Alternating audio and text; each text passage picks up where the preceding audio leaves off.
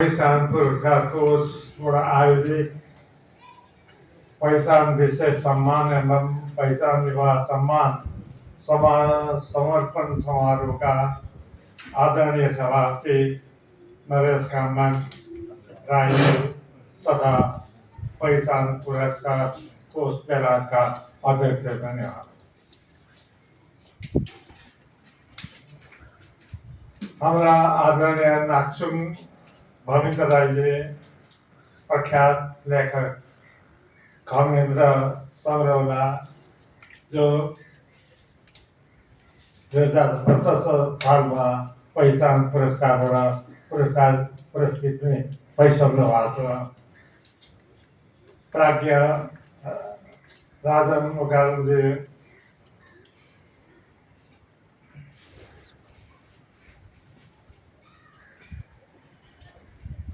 पुरस्कृत पत्र गिलो राजोल राजु साङ्गन समीक्षक सुशान्त गुरुङ तथा पञ्चकुमारी परिवार लगायत आज यहाँ उपस्थित सबै साहित्य भाषा साहित्यका प्रेमी पहिचान प्रेमीहरू भद्र महिला तथा सन्तानहरू,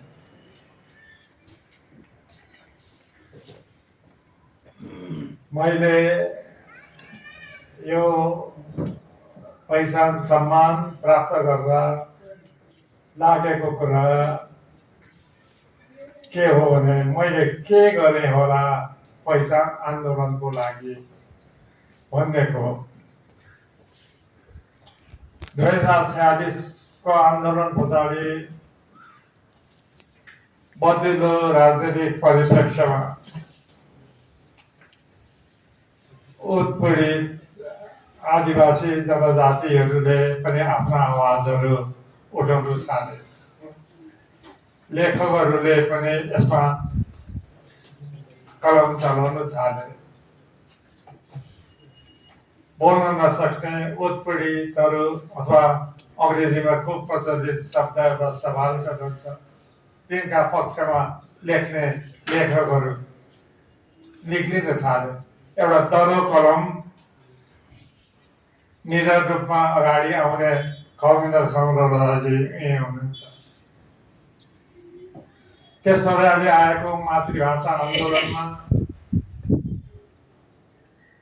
अल्पसङ्ख्यकले पाउने राजनीतिक सुविधा र हक अधिकारका कुराहरूमा नेपालमा जो आन्दोलन चल्यो त्यसमा सहभागिता हाम्रो हुने नै थियो र भयो पनि। फलस्वरूप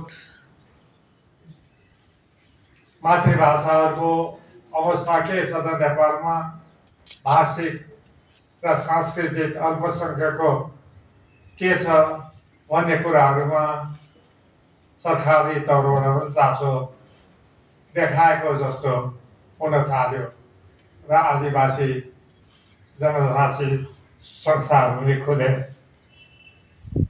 संविधान मसौदा हुँदाखेरि केही कुराहरू राखिन थालियो।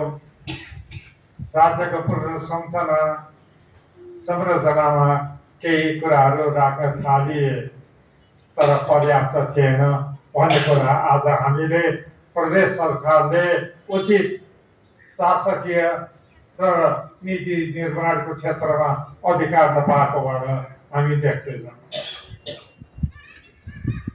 एकचोटि त संसदमा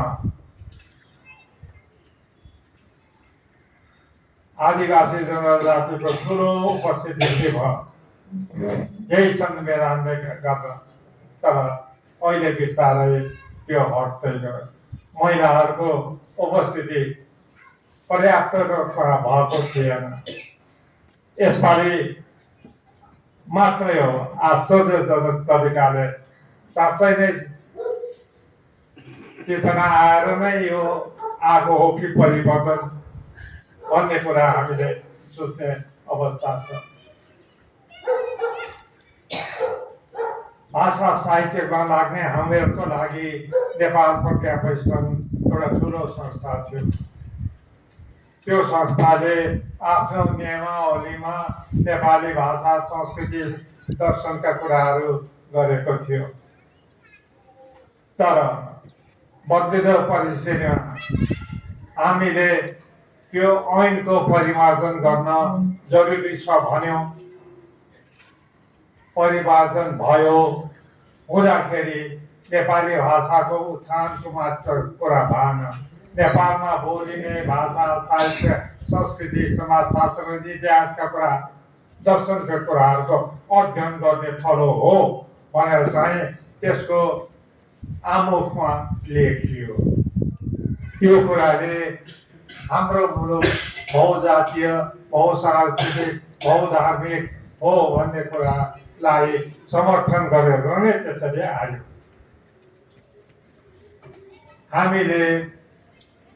मैले पनि एउटा छेउमा बसेर, जुलुसको वल्लो छेउमा बसेर, लड्कुको पछाडि बसेर यी कुराहरूलाई समर्थन मात्रै गरेको हो। ठुलो भूमिका मेरो छैन।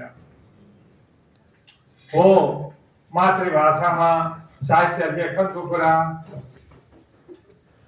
मातृभाषामा शिक्षा दिनुपर्छ भन्ने कुरामा हामीले जोड दियौँ। 2050 सालमा मेरो संयोजकत्वमा एउटा आयोग बन्यो, अचम्मका आयोग। 3 लाख लगभग बजेटले चल्ने आयोग बन्यो। तर म एकाडेमीको सदस्य भएको हुनाले मेरो अनुरोधमा उपकुलपति तथा अन्य सदस्यहरूले हामीलाई कोठा चोठा सबै उपलब्ध गराएर हामीले निःशुल्क कामहरू गर्न पायौँ। र त्यस पछाडि अर्को ठुलो आयोग बन्यो करोडौँ रुपियाँको। तर त्यसको रिपोर्ट र हाम्रो 3 लाख रुपियाँमा बनेको मातृभाषामा शिक्षा र राष्ट्रिय नीति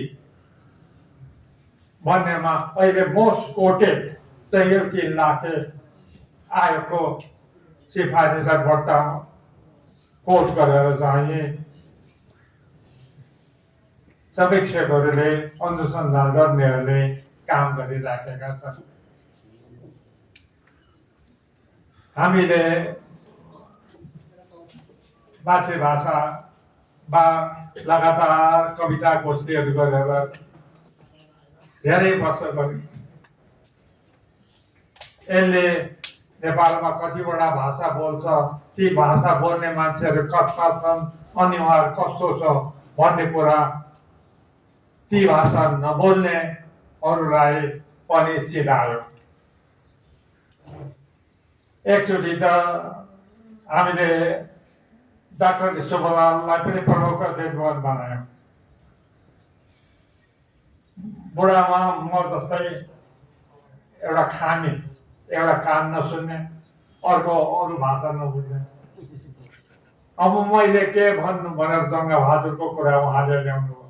बेलायतमा जाँदा जङ्गबहादुरले मेमहरूले नाच्दै गाएको गीत सुन्दा मजा मनाएर चाहिँ उसले आफ्नो भावभङ्गी उहाँले बताएछ। अनि पछि अरूले सोधेछ भाषा बुझ्नुहुन्न, केमा मजा लाग्यो? चराहरूको बोली कसले बुझ्छ? तर त्यसमा जो सङ्गीत छ त्यसले सबैलाई आनन्दित तुल्यायो। म प्रफुल्ल भएँ भनेर चाहिँ डाक्टर बरालले सबैलाई हौसला दिनुभयो। यसरी गरेको सेवा बाहेक मैले पहिचानको लागि मुख्य कुरा मातृभाषा हो, ठुलो काम गरेको चाहिँ छैन। लेखेन भनेको होइन, मैले 5 वटा कि 6 वटा कविता लेखेको छु। आधा 16 निबन्ध लेखेँ होला, तर लेखेको चाहिँ पहिला नेपालीमा सम्झेर अनि लिम्बूमा लेखेको जस्तो लाग्छ। यसले गर्दा ओरिजिनली मातृभाषा कविता लेखेको छ भन्ने कुरामा प्रश्न चिन्ह छ। किनभने म नेपाली साहित्यको साहित्यकार हुँ। जातिको हिसाबले लिम्बू, मातृभाषाको हिसाबले लिम्बू मातृभाषा भएको। तर हाम्रो पहिचान भनेको राजनीति मात्रै होइन, धर्म पनि होइन, संस्कृति हो। त्यो संस्कृतिभित्र हाम्रो परम्पराहरू छन्, भाषा छ। यसले गर्दा हामीलाई अरूले योभन्दा भिन्न त्यो, त्योभन्दा भिन्न त्यो भनेर छुट्याउँछ र हाम्रो पहिचान जताउँछ। हाम्रो देशमा विद्वानहरू गर्व गर्छन्। एक दिन मैले बडो ओठे जवाब जस्तो दिएँ, तपाईँहरू भौगोलिक भिन्नता र विविधताको यत्रो प्रशंसा गर्नुहुन्छ। हाम्रो हिमाल छ, पहाड छ, तराई छ, धान पर्ने तराई, हरियाली वन भएको पहाड पनि, हिमाल स्वच्छ छ भनेर गर्नुहुन्छ। तर 145 भन्दा बढी भाषा बोल्ने 124 जातिको कुरा गर्यो भने तपाईँहरूको मुख बिग्रिन्छ, साम्प्रदायिक कुरा गर्यो भन्नुहुन्छ। किन? भौगोलिक भिन्नता मात्रै ठुलो कुरा हो? त्यो मात्रैले हामीलाई भिन्न र एक प्रकारको भनौँ न द्वन्द्वमा नजाने कुरा बताउँछ? भाषाले चाहिँ द्वन्द्वमा लान्छ, संस्कृतिले लान्छ, भौगोलिकताले लाँदैन। यो कुरा सोच्नुपर्छ भनेर मैले भने।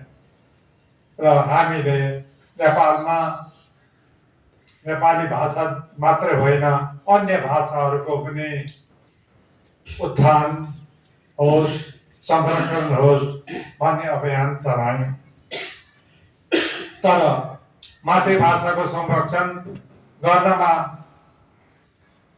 संरक्षकको भूमिका राज्यले खेल्न सक्ला।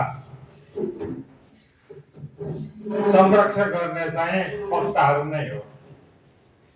नेपाल सरकारको सचिवहरूले त मातृभाषा हाम्रो बोल्दिँदैन, लिम्बूलाई नै बोल्नुपर्ने हो।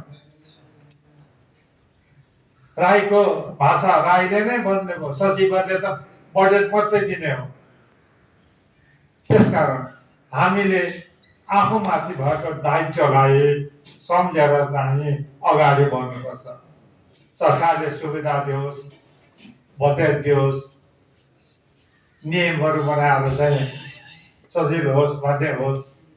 अहिले सजिलो छ, स्थानीय सरकार छ, स्थानीय सरकारले जे गर्छ सरकारी मान्यता पाइरहेछ।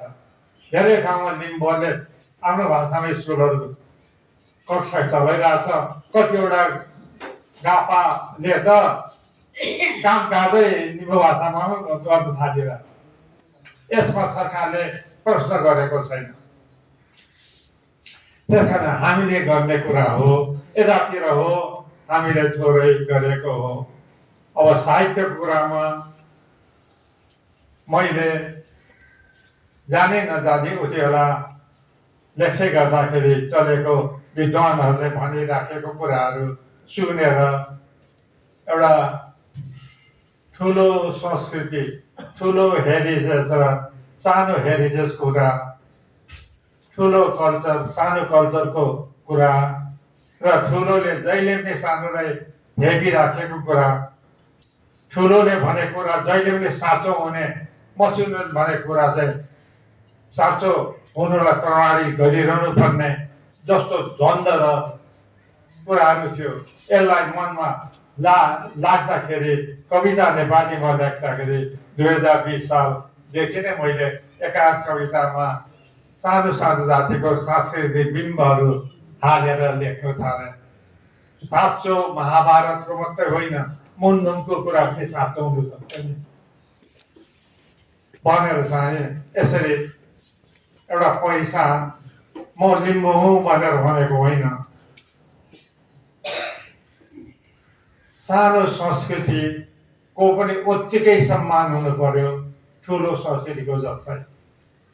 एकजना प्रख्यात राजनीति विश्लेषकले भनिरहेछ, एउटा किताब लेखे, अबको द्वन्द्व भनेको हतियारको होइन, सांस्कृतिक क्ल्यासेसहरू कल्चरल क्लासेस हो। अहिले भइराखेको कुरा अमेरिका र इरानको द्वन्द्वहरू भइराखेकै कुरालाई मात्रै लिँदाखेरि पनि के यो पैसाको लागि मात्रै हो, शक्तिको लागि मात्रै हो कि क्रिस्चियनिटी भर्सन मुस्लिमको लागि हो भन्ने कुराहरू सोध्ने कुराहरू आउँछ। आखिर द्वन्द्व भनेको त सांस्कृतिक हिसाबले आउँदो रहेछ, जसले अर्काको संस्कृतिमाथि पेरान गर्यो भने अनि त्यसको प्रतिकार गर्ने कामहरू संसारमा हुन्छ। हुनु त त्यसमा अरू चिज पनि हुन्छ, आर्थिक कुरा पनि हुन्छ, राजनीतिक कुरा पनि हुन्छ, तर बेसिक कुरामा कल्चरल आइडेन्टिटी कुराहरू आउँदो रहेछ। यस कुरामा हामीले साहित्यकारहरूले ध्यान दिएकै छ भन्छु। राजु शङ्करहरू आजसम्म थियो साहित्यकारलाई एउटा शब्द पो थाहा थिएन, जेनजी नेपाली साहित्यको त यिनीहरू जेनजी रहेछ नि त। अनेक थोकले तमास गरे। आज अगाडि यो त 1 वर्ष भएको छैन राजनीतिमा नेते, यी त साहित्यको जेनजीहरू नि आउँछ।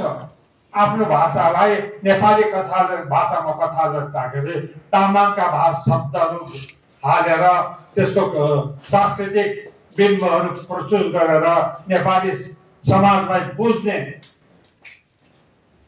सगोल रूपमा समग्रतामा नेपाली समाजलाई यसरी बुझ्नुपर्छ भनेर चाहिँ लिम्बूले लेख्दा, राईले लेख्दा, आफ्नो भाषा र मुन्नुमको, तामाङले आफ्नो भाषा र मुन्नुमको र आफ्ना भाषाका शब्दावली बोलेर चाहिँ नेपाली साहित्यलाई समृद्ध गराउनु कोसिस गर्नु भनेको के हो भने समग्र नेपाली समाजलाई हामीले बुझ्ने प्रयत्न गरेको हो। त्यो ठान्नुपर्छ। भाषामा यताउता ल्यायो, अप्ठ्यारो ल्यायो भन्ने होइन। यसरी हामी नेपालका विविध जाति जनजातिका पहिचानलाई जोगाउन सक्छौँ। यही प्रयत्नलाई टेवा दिनको लागि लन्डनमा बस्ने हाम्रा मित्रहरूले, कामराङजीहरूले एउटा पहिचान पुरस्कारको स्थापना गर्नु र यो पहिचान कोषले काम गर्ने साहित्यकारहरूलाई टेवा दिनको लागि, प्रोत्साहन दिनको लागि यसरी हरेक साल कार्यक्रमहरू सुरुवात गर्नुभयो र यसपटक उहाँहरूले मलाई पनि यसमा पुरस्कृत गर्नुभयो। योग्यता मेरो यसमा होला नहोला, तर उहाँहरूले दिएको पहिचानको यो पुरस्कार मैले बडो मर्यादा सहित, आदर सहित ग्रहण गर्नु पर्थ्यो, ग्रहण गरिदिएँ। उहाँहरूलाई मेरो धेरै धेरै धन्यवाद छ। उहाँहरूबाट यसको कारण निरन्तरता पूर्वक चलिरहोस् भन्ने चाहिँ आकांक्षा, शुभाकांक्षा व्यक्त गर्दै आफ्नो कुरा टुङ्ग्याउँछु। नमस्कार।